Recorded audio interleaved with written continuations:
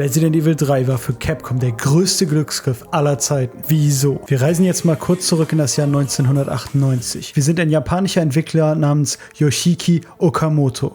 Die PlayStation 2 ist kurz vor ihrem Release und wir haben auf der PlayStation 1 mit unseren Hitspielen Resident Evil 1 und 2 alles abgeräumt. Wir machen eine klare Ansage. Resident Evil 3 wird ein PlayStation 2 Hit. Dann sagt aber PlayStation so: Na man, wir brauchen noch ein Jahr länger. Wir denken uns so: Ja, okay, passt schon. Wir sind schließlich die Könige des Survival Horror. Es wird still. Wir sehen uns um. In der Dunkelheit sehen wir unsere Mitbewerber. Es sind Parasite Eve und Silent Hill. Parasite Eve verkaufte schon 1 Million Units in Japan und Konami hatte ihren Resident Evil Killer bereits in den Startlöchern. Wir verzweifeln. Aber am Horizont sehen wir einen Lichtblick. Ein wunderschönes Gesicht lächelt uns an. Es ist die wunderbare, ledrige, modrige, widerliche Hackfresse von Nemesis, unserem Retter in der Not. Tja, so oder so ähnlich war das damals. Die Kollegen bei Capcom hatten gar nicht geplant, Resident Evil 3 noch auf der PlayStation 1 zu releasen, geschweige denn in dieser Form. Eigentlich war das Spiel intern als Resident Evil 1.9 bekannt und sollte ein Spin-off werden. Ist den Entwicklern der Geniestreich gelungen? Hat Resident Evil 3 Nemesis die 3 im Namen überhaupt verdient? Lasst uns das herausfinden, wenn ich die Frage beantworte. Was macht Resident Evil 3 so besonders? Wie immer gehen wir Schritt für Schritt die Story durch und ich erzähle euch auf dem Weg, was dieses Spiel so besonders macht. Dabei weise ich aber auch auf die Dinge hin, die mir nicht so gut gefallen. Außerdem werde ich unseren kleinen Ausflug nach Raccoon City mit allerlei Hintergrundinformationen zu dem Spiel und dessen Entwicklung spicken. Lasst uns loslegen. Jill, eine der Protagonisten aus dem ersten Resident Evil, erzählt uns kurz, dass es sich hier um ihre letzte Flucht, also Last Escape, handelt. It was Raccoon City's last chance. And my last chance. My last escape. Der Titel des Spiels war in Japan übrigens auch Biohazard 3 Last Escape. Das wurde damals so beschlossen, da der Name Nemesis kein geläufiger Ausdruck in Japan war. Nachdem Jill uns ihre heroische Ansage macht, kommt eine Zwischensequenz vom Feinsten.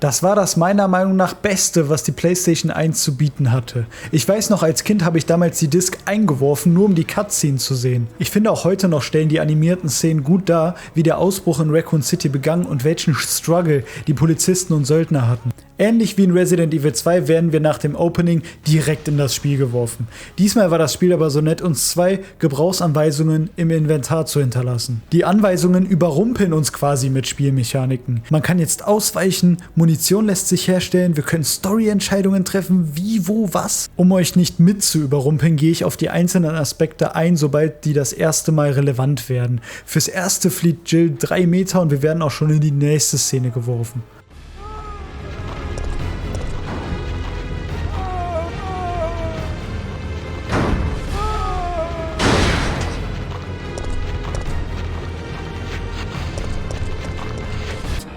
What do you think you're talking about? I just lost my daughter out there. How dare you tell me to go back outside? I'm sorry about your daughter, but there isn't gonna be any rescue. We have to get out of here. No! I'm not going anywhere. I'd rather starve to death in here than be eaten by one of those undead monsters. Now leave me alone! Dieser liebe Mann, der uns erstmal anschreit, heißt Dario Rosso. Fun Fact, der Sprecher von Dario im Englischen heißt Tony Rosato. Tony war auch zeitweise ein Komiker bei Saturday Night Live. Nachdem Dario sich einsperrt, beginnt das Spiel so richtig. Und dem aufmerksamen Zuschauer ist bis jetzt bestimmt etwas aufgefallen. Ich spiele tatsächlich nicht die originale PlayStation 1 oder GameCube-Version des Spiels. Das Gameplay, was ihr hier seht, ist durch verschiedene Mods und Texturpaketen aufgebessert worden. Für mich sieht das Spiel so fast wie ein PlayStation 2 Spiel aus. Und das ist für ein so altes Spiel ziemlich beeindruckend. Schreibt mal in die Kommentare, falls es euch direkt aufgefallen ist. Um euch ein bisschen den Vergleich zwischen dieser gepimpten und der originalen Version zu zeigen, werde ich zwischendurch einen Vergleich einblenden. Falls ihr auch Lust habt, diese verbesserte Version zu spielen, hinterlasse ich euch einen Guide in der Videobeschreibung. Im Warehouse hier finden wir auch den ersten Safe Room. Ach, ich bekomme von den Safe Room Sounds nie genug. Hier ist mir dann aber an der Kiste ein Riesenfehler meinerseits aufgefallen. Anscheinend habe ich das Spiel im Pipi-Pupu-Baby-Modus gestartet. Schaut euch mal die Waffen und die ganze Munition an hier. Also ich muss neu starten. Während ich hier nochmal im richtigen Modus für die ganz harten das Intro durchlaufe, erzähle ich euch was zum Schwierigkeitsgrad. Diesen ultra einfachen Modus gab es tatsächlich nur in der japanischen Version des Spiels. Die westlichen Versionen wurden extra schwieriger gemacht, weil damals noch der Videospielverleih ganz groß war. Die Entwickler wollten damit verhindern, dass sich das Spiel jemand ausleiht und schnell durchspielt. In Japan hatte man die Befürchtung nicht, weil zu der Zeit der Verleih von Spielen verboten war. Sobald ich mich mit Jill in die verwüsteten Straßen von Raccoon City begebe, wird mir erstmal richtig bewusst, wie schön griffig sich die Steuerung anfühlt. Also natürlich immer noch klobig wegen den Tank-Controls, aber irgendwie hat man mehr Handling als noch in Teil 2 und 1. Und das liegt nicht nur an dieser verbesserten Version, auch mit der PS1-Version hatte ich dieses Feeling.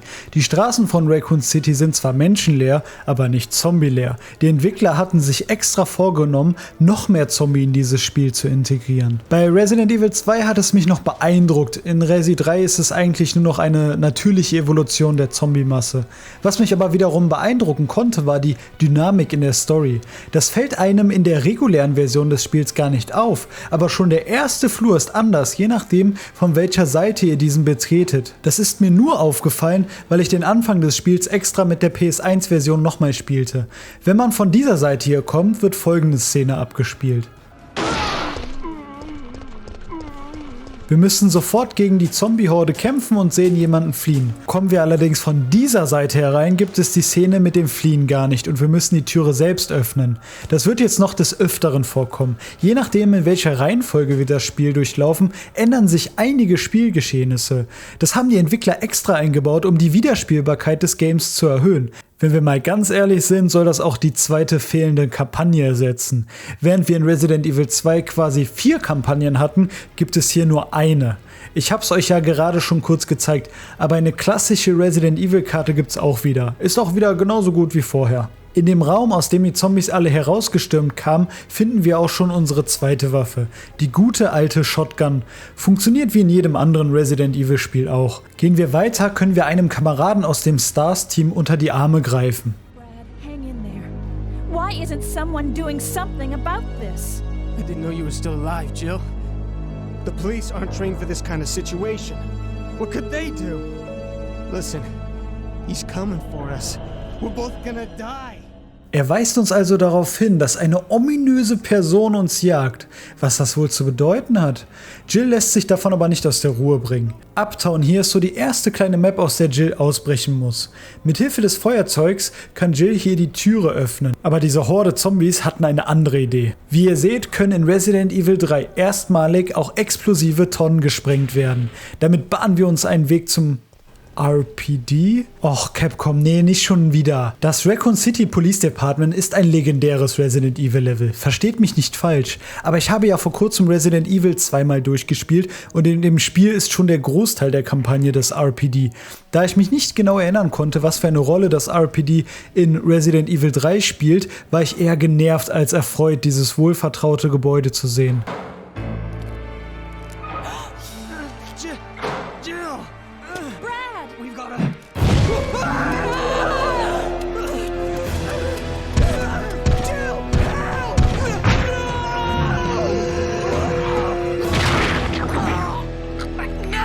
Mensch, was ein eindrucksvoller Auftritt von Nemesis, der Horror-Ikone schlechthin. Hier haben wir auch schon die erste Entscheidungssequenz. Ja, das seht ihr richtig, was Rollenspiele können, kann Resident Evil auch. Ich habe aber den Pussy-Move gemacht und bin abgehauen. Wenn man sich Nemesis stellt und ihn besiegt, kann Jill wertvolle Ausrüstungsgegenstände gewinnen. Das erfordert aber Skill, den ich zu diesem Zeitpunkt nicht hatte. Spoiler, den Skill werde ich auch später nicht haben, aber egal. Im Präsidium angekommen, können wir zum Glück nur eine Türe öffnen. Halleluja, ich hatte wirklich keine Lust, schon wieder 4 Schlüssel zu suchen. Hier können wir auch die Leiche von Marvin aus Teil 2 finden. Ja, Marvin. Ich Idiot habe unseren Boy hier aus Versehen immer Martin im letzten Video genannt. Vergibst du mir, mein Lieber? Im nächsten Raum, dem Beweislager, finden wir einen Edelstein, der noch wichtig ist für später. Erkunden wir die Station weiter, können wir hier die Treppen hoch. Ach ja, und die Treppen sind jetzt komplett besteigbar. In Resident Evil 2 gab es dafür noch eine Mini-Cutscene. Um weiterzukommen, braucht Jill aber die Stars ID-Karte. Da sie ihre anscheinend verlegt hat, müssen wir auf die Suche gehen. Auf dem Weg zum Konferenzraum versperren uns die Zombie-Hunde den Weg. Ja, die gibt es leider auch wieder in diesem Spiel. Mit der Stars-ID-Karte können wir nun den Stars-Schlüssel bekommen.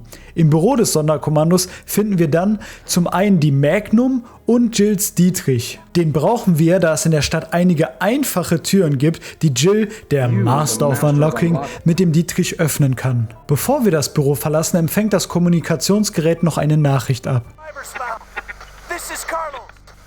Wer Carlos wohl sein mag? Auf dem Weg zurück aus dem RPD hören wir eine Fensterscheibe einschlagen und der Soundtrack wechselt plötzlich. Ich muss euch sagen, auch wenn ich wusste, was jetzt kommt, hat mein Herz höher geschlagen, als ich diese Treppe hinabstieg. Der Starsjäger hat uns ins Visier genommen. Die heilige Safe-Room-Barriere überschreitet er aber trotzdem nicht. Nachdem ich meinen ganzen Mut zusammengenommen habe, bin ich an Nemesis vorbeigesprintet. Puh, zum Glück konnte ich fliehen. Ha, falsch gedacht. Nemesis kann uns nämlich durch die Räume verfolgen. Da haben sich die gemeinen Entwickler bei Capcom wieder etwas ganz Besonderes für uns ausgedacht. Ganz ehrlich, hier kann man noch relativ gut von Nemesis fliehen. Später wird es aber noch um einiges kniffliger.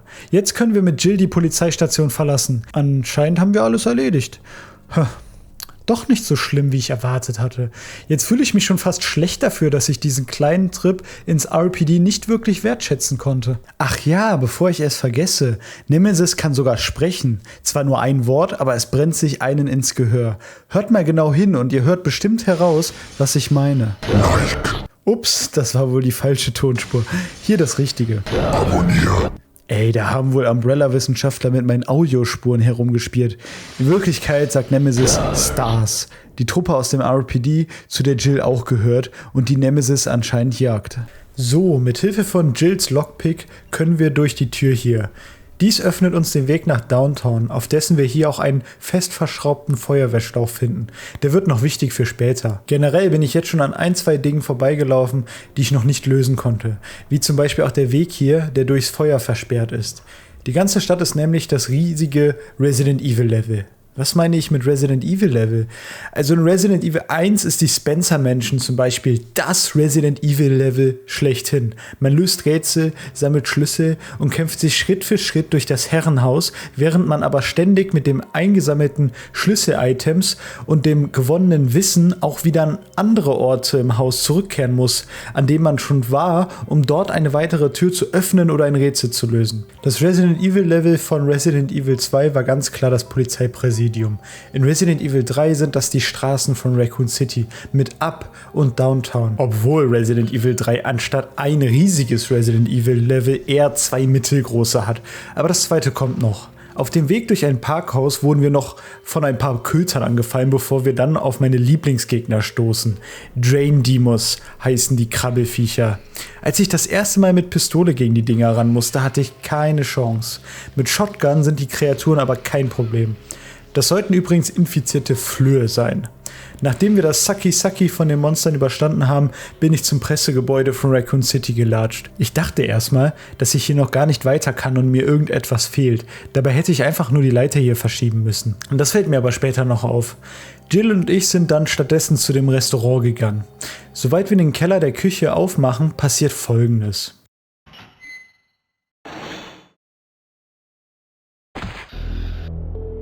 What's that? Calm down, lady. I'm no zombie. My name's Carlos, Corporal of Umbrella's Biohazard Countermeasure Force. What's your name? Jill, did you just say you belong to Umbrella's army? Yeah, we came all the way out here to save you civilians, but the mission went bad the minute we landed. How did he find me? Wir haben hier wieder eine schwere Entscheidung zu treffen. Da mir das Gasleck in der Küche aufgefallen ist, wollte ich hier oben bleiben.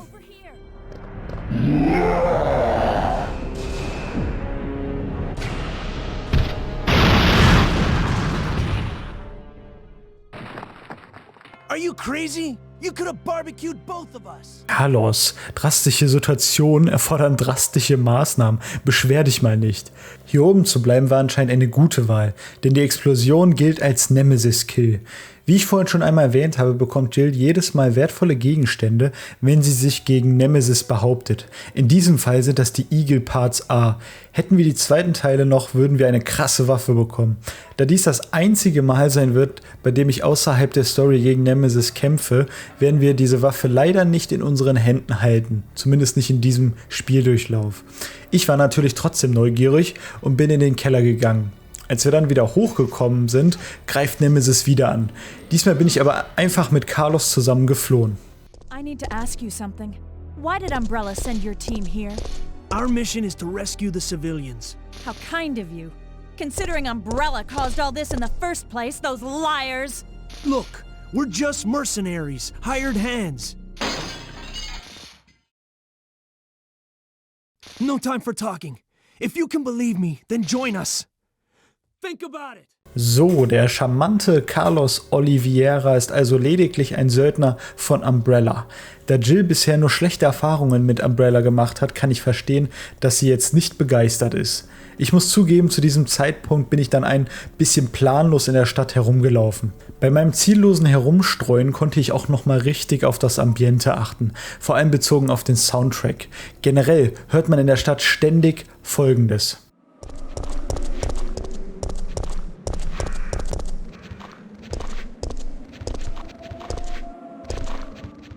Ich finde diese Vermischung mit Zombie-Geheule und dem Wind extrem gut. Das jagt mir auch jetzt noch Schauer über den Rücken. Generell finde ich, dass Resident Evil 1 und 2 eher bessere Theme-Songs haben, also wie zum Beispiel der Theme-Song vom RPD.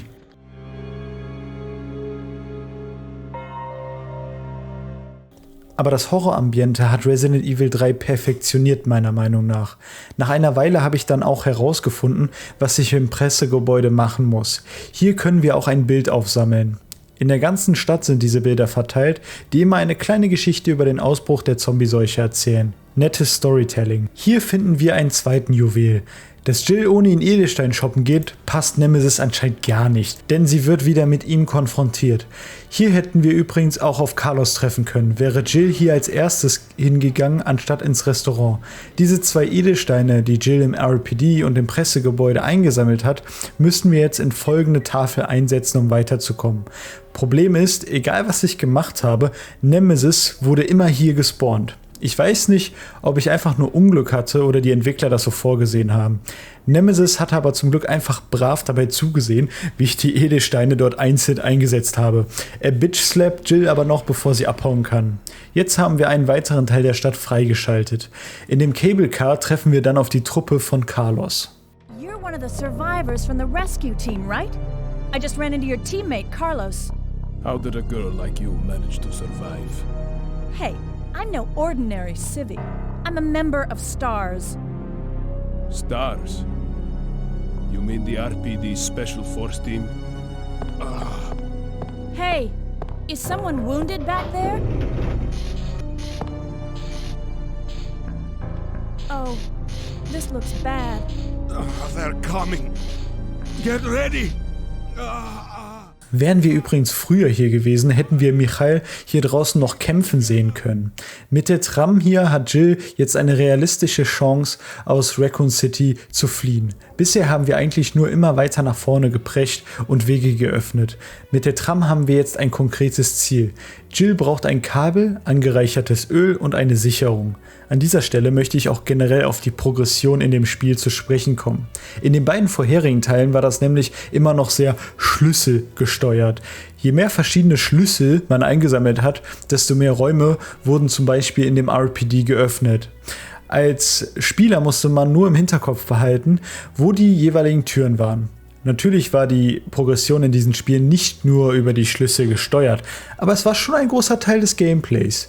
Hier im dritten Teil ist das schon kreativer gelöst. Wir müssen mehr mitdenken. Hier ein konkretes Beispiel. Im Cable Car finden wir einen Schraubenschlüssel. Mit diesem Schraubenschlüssel können wir zum fest verschraubten Feuerwehrschlauch zurückkehren. Sobald wir den Feuerwehrschlauch haben, können wir dieses Gebäude freischalten, indem wir die Wasseranlage hier anzapfen und den Brand löschen. Die Macher hätten hier ja genauso gut, was weiß ich, eine Tür mit Apfelsymbol hinstellen können und im Zug finden wir dann den Apfelschlüssel, mit dem wir die Tür öffnen können.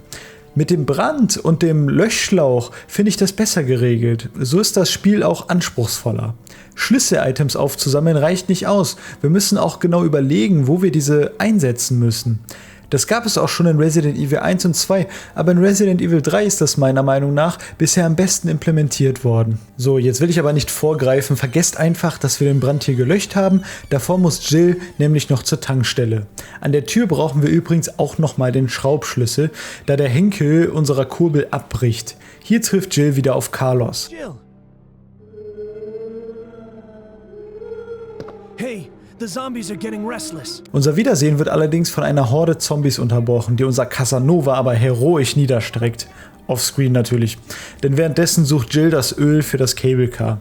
Carlos hat Jill aber brav, vielleicht mit der Hilfe von Marty McFly, den Rücken freigehalten. Sobald Jill das Öl an sich nimmt, fängt die Tankstelle auch schon Feuer.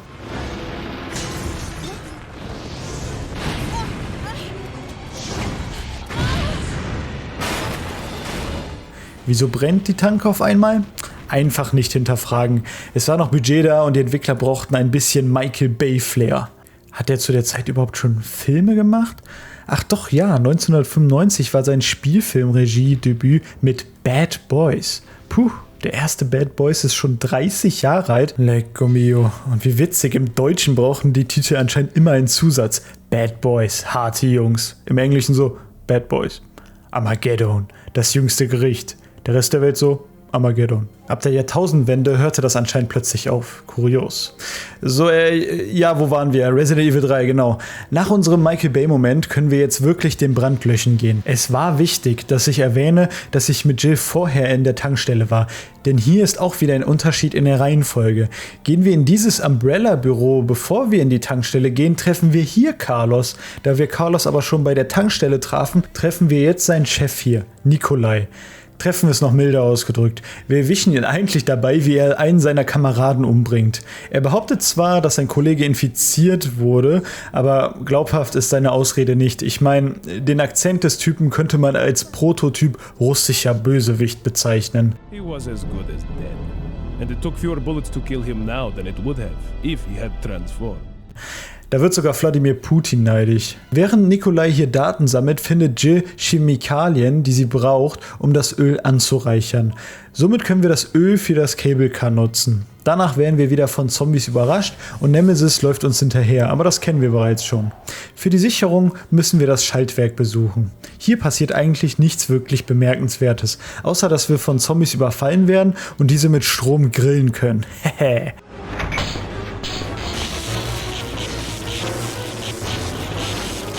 Ja, und den Granatwerfer finden wir hier auch natürlich. Von dem war ich aber, um ehrlich zu sein, ein bisschen enttäuscht. Die Granaten machen kaum Flächenschaden und weggeschleudert werden die Gegner auch nicht so richtig. Jill kann aber diesmal mit dem Schießpulver selber entscheiden, ob sie zum Beispiel Säure- oder Feuergranaten herstellen möchte. Ja, in diesem Zuge kann ich dann auch generell auf die Schießpulver in dem Spiel eingehen. In Resident Evil 3 kann man nämlich mittels diesen Reload-Tools verschiedene Schießpulvertypen zusammenmischen und somit seine eigene Munition craften. Damit wird einem ein bisschen mehr Freiheit in der Waffenwahl gegeben. Außerdem trackt das Spiel auch noch, wie oft man eine bestimmte Munitionsart herstellt. Irgendwann wird dann Jill so gut, dass sie verbesserte Munition herstellen kann, die mehr Schaden macht. Ganz coole Mechanik, die auch in den Remakes wieder vorkommt. Für die Tram brauchen wir jetzt eigentlich nur noch das Kabel, das wir im Parkhaus finden. Im Parkhaus bricht Jill auch der Boden unter den Füßen weg und wir können nur knapp dem Abgrund entkommen. Im Nachhinein habe ich aber herausgefunden, dass es jetzt keinen großen Unterschied gemacht hätte, wenn Jill runtergeflogen wäre. So nichtsbedeutende Entscheidungen nerven meiner Meinung nach eher. Auf dem Weg zur Tram fällt Jill aber dann noch einmal wirklich in ein Loch und wir haben eine Art Bosskampf. Ich sag bewusst eine Art Bosskampf, weil das hier eigentlich nur ein Gimmick ist. Wir müssen Strom für diese Notleiter aktivieren und dabei in diesen engen Gängen den Wurm ausweichen. Nichts Besonderes also. Eher schade, dass die wenigen Bossfights, die nicht Nemesis sind, in diesem Spiel dann auch noch teilweise aus solchen Gimmicks ohne richtigen Kampf bestehen. So, nachdem wir fliehen konnten, haben wir jetzt alles beisammen, um mit der Tram zu fliehen. Somit ist dieser Teil des Spiels abgeschlossen. Raccoon City als verzwicktes Resident Evil Level mit Rätseln an jeder Ecke ist echt ein Hammerschauplatz. Das gemischt mit den Überfällen von Nemesis, den Zusammentreffen mit Carlos und der kreativen Progression machen Raccoon City zu einem meiner liebsten Resident Evil Level. Aber das Spiel ist ja noch nicht vorbei. Sobald wir die Tram ans Laufen bekommen, überrascht uns jemand. Kyle! Obwohl man hier ungelogen einfach wieder die Tür hinauslaufen muss, habe ich es tatsächlich hinbekommen, hier von Nemesis gekillt zu werden. Und da ich brav Farbbänder konservieren wollte, ist mein letzter Speicher etwas her. Da wir aber schön die Magie des Video-Editing nutzen können, werden wir das jetzt auch schön überspringen. Sobald wir von Nemesis fliehen, tritt nämlich unser wahrer Retter in der Not in Aktion, Michael.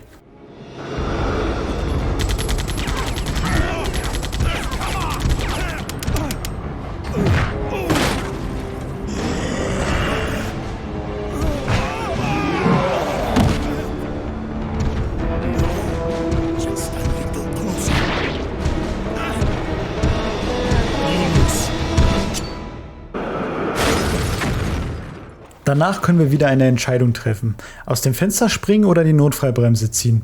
Ich habe die Bremse gezogen, aber soweit ich das verstanden habe, hat diese Entscheidung keine große Auswirkung auf die Story.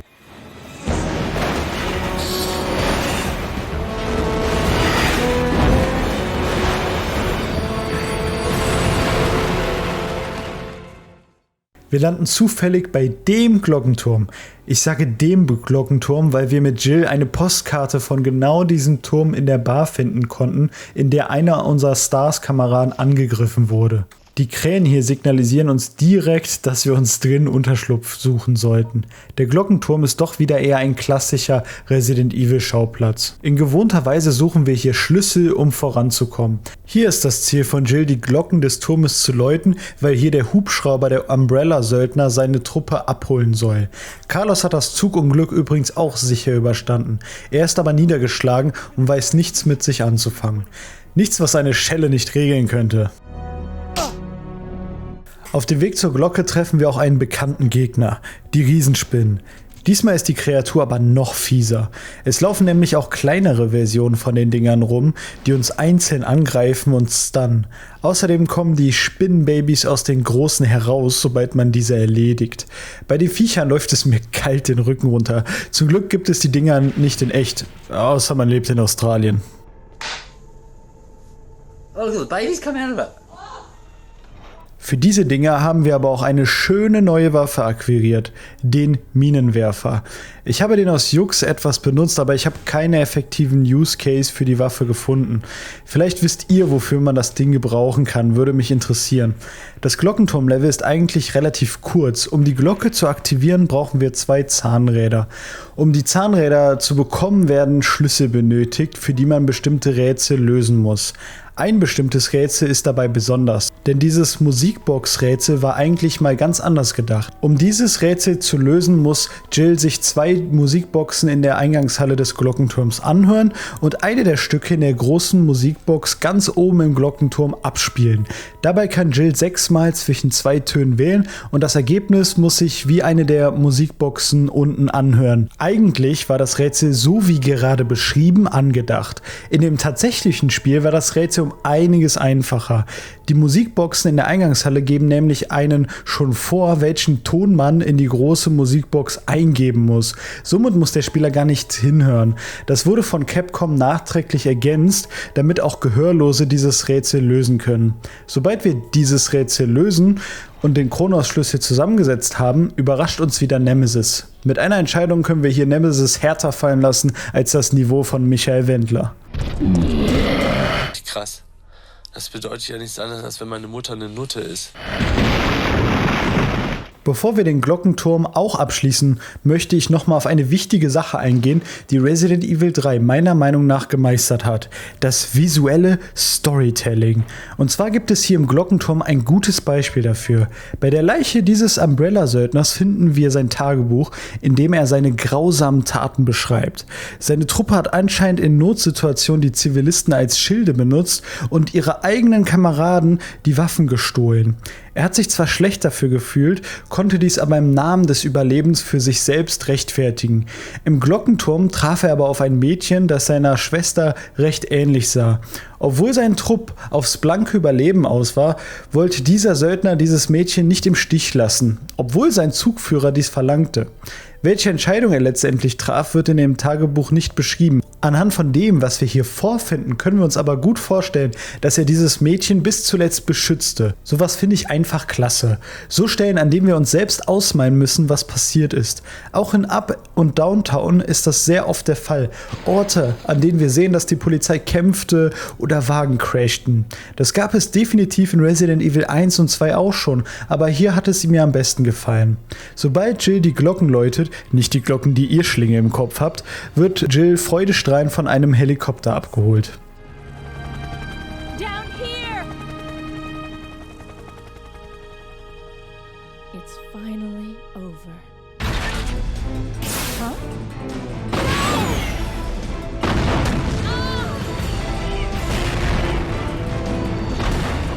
No! Da Nemesis hartnäckiger an Jill klebt als das gesamte Resident Evil Fandom, müssen wir uns dem Monster stellen. Außerdem schafft es Nemesis, Jill zu infizieren. Carlos hilft uns am Anfang etwas, fällt dann aber wie Dornröschen in einen Tiefschlaf.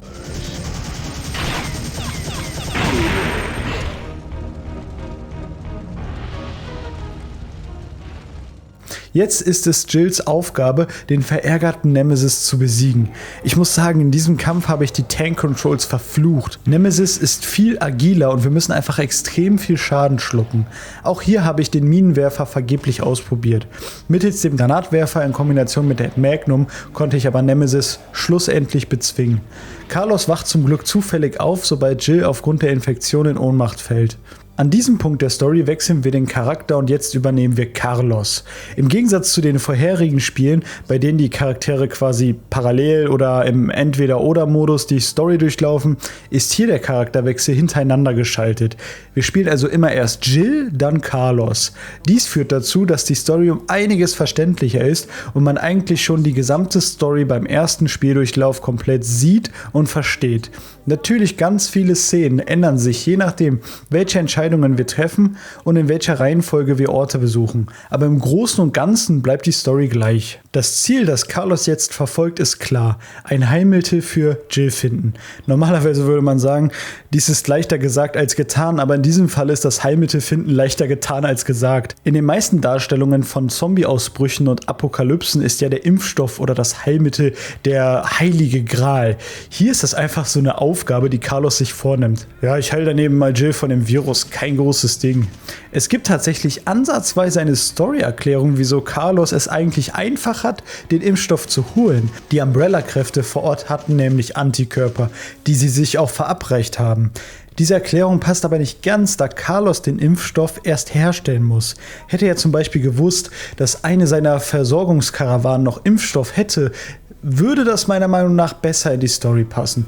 Naja, lange Rede, kurzer Sinn. Wir spielen jetzt Carlos und wir müssen Jill retten. Das Hauptlevel für Carlos ist das Krankenhaus, in dem wir das Heilmittel für Jill herstellen müssen. Hier treffen wir auch auf einen neuen Gegnertypen.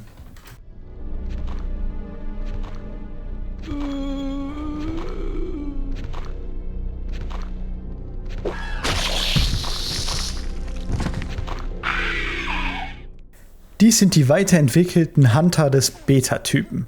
Diese Kreuzung aus Reptilien und Menschen sind noch agiler und schneller als die originalen Hunter-Typen. Nichts, was Carlos mit seinem Sturmgewehr nicht niedermähen könnte. Generell ist das Sturmgewehr die einzigartige Waffe von Carlos. Extrem effektiv gegen die Hunter sowohl als auch gegen alle anderen Monster. Jill kann das Sturmgewehr tatsächlich auch freischalten, indem sie Nemesis zum 7. Mal besiegt. Aber wie schon gesagt, ich habe nur gegen Nemesis gekämpft, wenn ich musste. Im Krankenhaus finden wir mit Carlos noch ein interessantes Tagebuch, das beschreibt, wie schlimm der Virusausbruch im Krankenhaus war. Auch hier haben wir wieder Zwischensequenzen, die anders sind, je nachdem, welches Stockwerk Carlos als erstes betritt. Ich bin mit Carlos erst nach oben gefahren und habe Nikolai dabei erwischt, wie er wieder einen Kameraden umbringt. Der Kamerad jagt sich aber selbst in die Luft, bevor Nikolai seine Waffe gegen Carlos richten konnte. So what happened? What's going on? I'm one of the supervisors. That's all you need to know. Wait!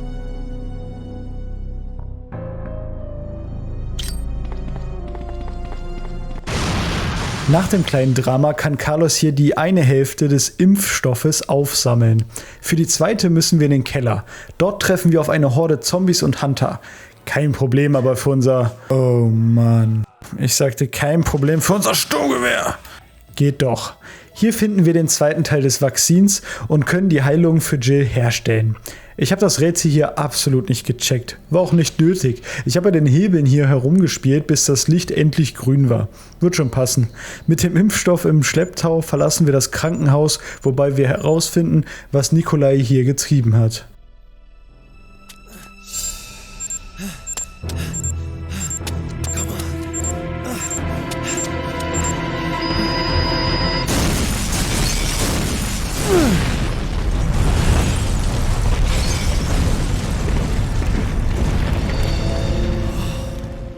Die Explosion lässt Carlos aber kalt. Er kann jetzt nämlich endlich Jill retten. Auf dem Weg zu ihr greift wieder Nemesis an. Das Viech kann und will einfach nicht liegen bleiben. Fun Fact: Wenn man sich direkt vor der Tür zu Jill zu viel Zeit mit Nemesis lässt, kann er dort die Tür aufbrechen und tötet direkt Jill.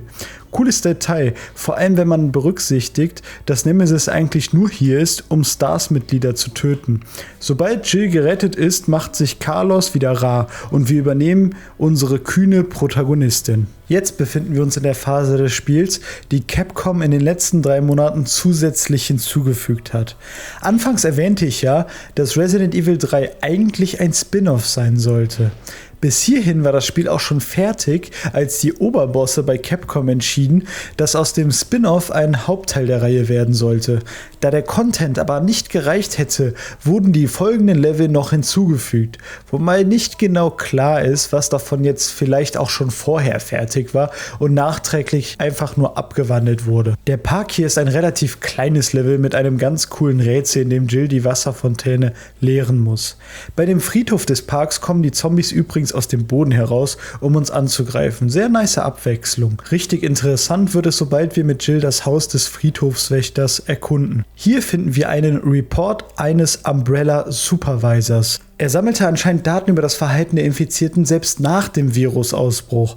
Das zeigt, dass die Umbrella-Söldner nicht nur hier waren, um Zivilisten zu retten. So viel ist sicher. Durch eine Funksendung erfährt Jill hier auch, dass alle Umbrella Supervisors zurückgerufen werden. Dann treffen wir auf ein bekanntes Gesicht. I'm quite impressed you've managed to stay alive up until now. And you seem to be doing a pretty good job of looking out for yourself. How about helping out? I have no intention of helping you. Because we're nothing but pawns in all this? In a manner of speaking, you are. Our employers wanted a detailed analysis of the zombie beings which were created through infection by the T-virus. You're saying that they deliberately sent in a military unit to be butchered by their creations? Not exactly. Although the conditions encountered on this operation were extreme, it was an unexpected outcome that the team would be wiped out. We were only required to collect live data from the subjects. Ach schön, dass Schurken immer ihre Pläne einfach so offenlegen. Auch russische Söldner brauchen anscheinend manchmal nur ein aufmerksames Öhrchen. Nachdem Nikolai uns freiwillig die Pläne von Umbrella offenbart hat, müssen wir nochmal gegen den Wurm kämpfen. Diesmal aber richtig. Der Kampf ist eigentlich ganz cool. Man muss darauf achten, an welcher Stelle der Wurm aus dem Boden kommt. Wenn wir das richtig abtimen, kann man somit den Angriffen ausweichen. Sobald wir Wurmfutter aus dem Wurm gemacht haben, fällt glücklicherweise ein Gitter genauso hin, dass Jill aus dem Erdloch emporsteigen kann. Ich stelle mir einfach so vor, wie die Entwickler nach diesem Kampf da sitzen und sich denken, hey, wie können wir dem Spieler nach dem Kampf signalisieren, wo er die Arena jetzt verlassen kann? Und die beste Idee, die die Jungs und Mädels hatten, war einfach, dass dann zufällig ein Gitter runterslidet. Das schieben wir jetzt einfach mal auf die kurze Entwicklungszeit zum Ende hin. Der Park ist somit als kleines, aber feines Level auch abgeschlossen und wir können uns zur sogenannten Dead Factory begeben. Stars.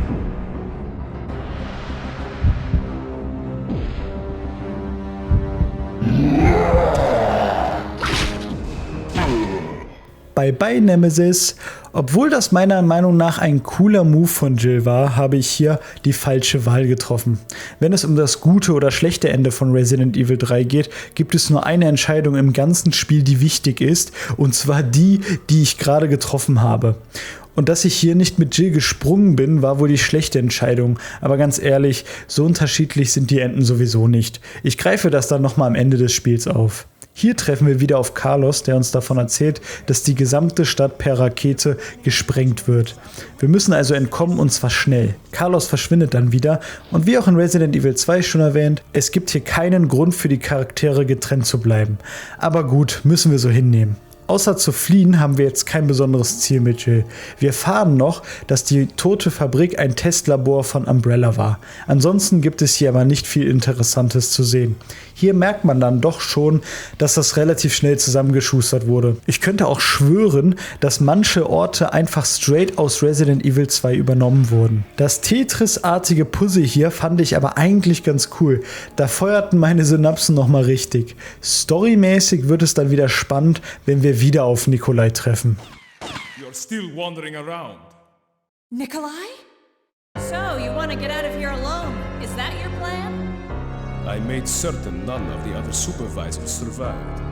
Since I'll be the only one who knows what really happened, I'll have more bargaining power when it comes to discussing my bonus. Then why kill me? I'm not on their payroll. What you eliminated for reasons of their own. The amount is modest, but there is a reward to be claimed upon the confirmation of your death.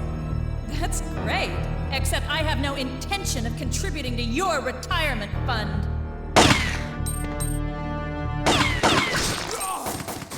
Geht es nur mir so oder ist Jills Voice-Actorin hier richtig gut? Erste Mal, dass ich in der originalen Trilogie einen Sprecher oder Sprecherin nicht cringe fand.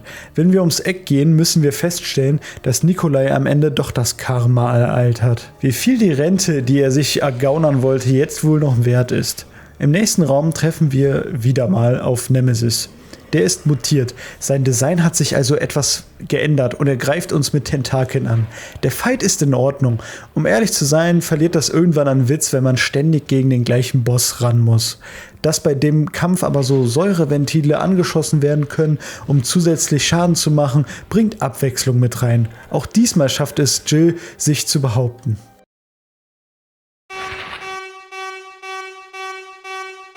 Wenn ihr dachtet, das vorhin mit dem schlitternden Gitter war lächerlich, das mit der Karte hier übertrifft doch alles. Entweder denen sind gegen Ende wirklich die Ideen ausgegangen oder die Entwickler haben sich einen Spaß draus gemacht. Mit der Karte kann Jill nun aus der Fabrik fliehen. Auf dem Weg versperren zwar noch Horden von Zombies den Weg, nichts, das die Shotgun aber nicht regeln könnte. Dann kontaktiert uns schon Carlos, der uns anscheinend einen Fluchtweg mobilisierte. I'm here. What's up? I got us a ride.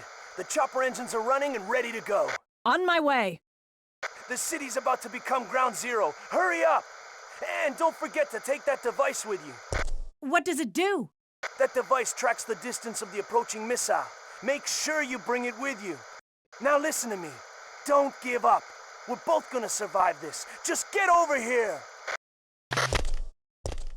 Mit dem gerade aufgenommenen Gerät kann Jill tracken, wie weit die Atombombe von Raccoon City entfernt ist. Dieser Abschnitt stellt nun die klassische letzte Flucht dar, die auch schon in den beiden letzten Teilen am Ende des Spiels war. Auch sehr kreativ, das hier diesmal mit der Rakete darzustellen, anstatt wieder eine Umbrella-Labor-Selbstzerstörungssequenz einzusetzen. Während wir unseren Weg hinaussuchen, werden wir auch wieder Zeugen von gutem visuellen Storytelling. Das Ganze hier stellt nämlich einen Kriegsschauplatz dar, in dem Soldaten gegen Tyrants kämpften. Außerdem vermute ich, dass diese 5 Tyrants die fehlenden Kapseln aus Resident Evil 2 darstellen. In der Cutscene damals, in der Mr. X gedroppt wurde, sehen wir, wie der Helikopter 5 zusätzliche Exemplare mit sich führte. Hier sehen wir alle 5. Hier ist der erste, da der zweite, das hier ist der dritte, dies der vierte und das ist der 5. Die Tyrant-Leichen sind alle ringsherum um diese elektronische Kanone verteilt. Nemesis will sich anscheinend seinen toten Tyrant-Brüdern wieder anschließen, denn er taucht schon wieder auf und legt sich mit Jill an. Diesmal in seiner krassesten, mutiertesten Form.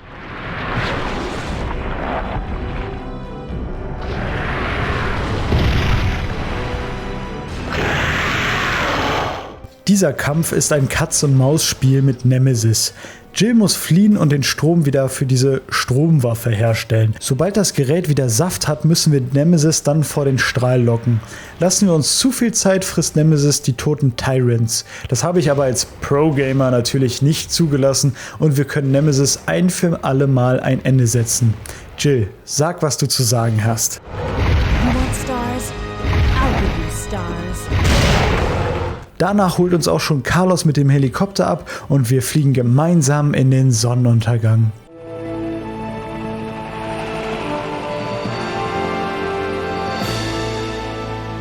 I guess we're all set. All right then, we're out of here. Was wohl aus Raccoon City wird? Oh no. It's here. It's time to go.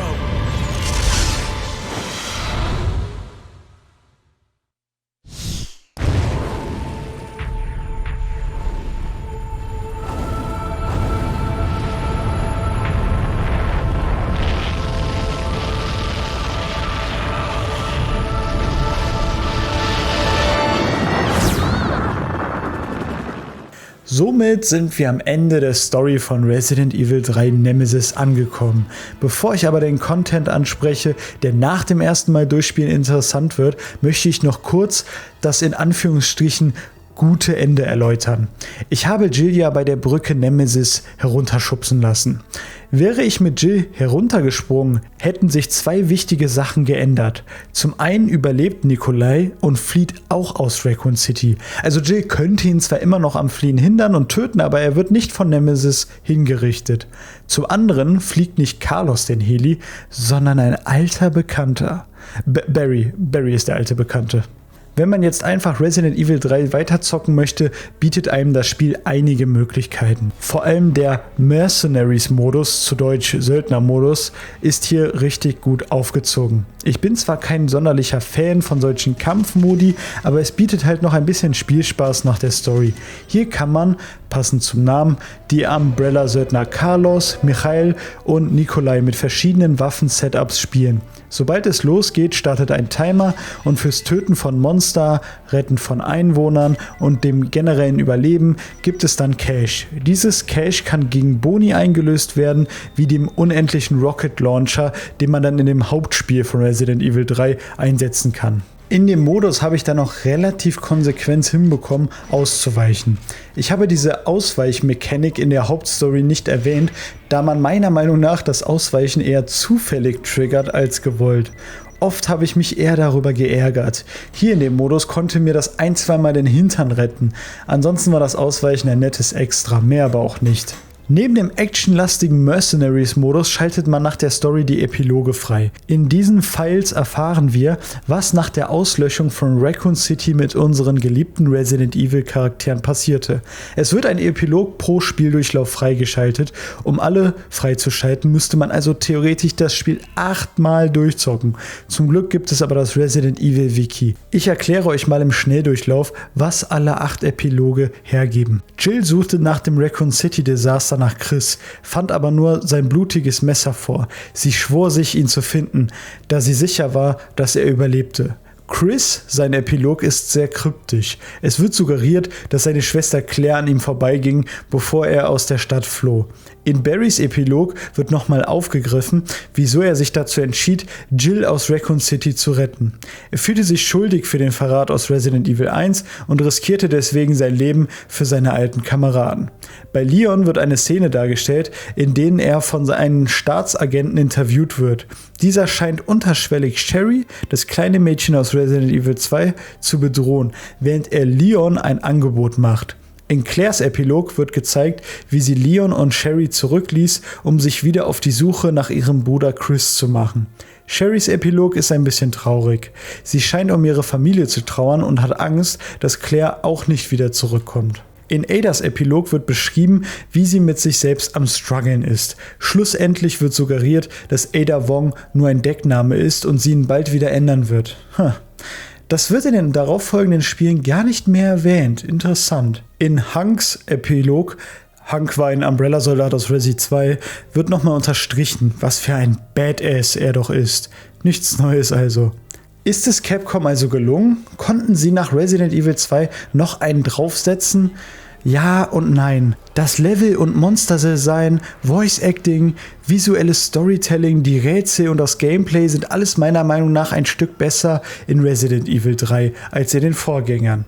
Aber dadurch, dass alles sehr stark auf dem Vorgänger Resident Evil 2 aufbaut, kann man jetzt nicht einfach pauschal sagen, Resident Evil 3 macht alles besser. Außerdem sticht die wirklich sehr kurze Story, die diesmal ohne A- und B-Kampagne auskommen muss, schon sehr negativ heraus. Ich finde zwar gut, eine klare Storyline zu haben, aber den Versuch, den Replay-Value durch diese Entscheidungen und verschiedenen Szenarien zu erhöhen, ist meiner Meinung nach nicht wirklich gelungen. Ich verspüre jetzt nicht nochmal das Verlangen, das Spiel mehrmals durchzuspielen. Bei Resident Evil 2 war es schon so, dass ich nach Leons Kampagne unbedingt Claires Kampagne durchspielen wollte.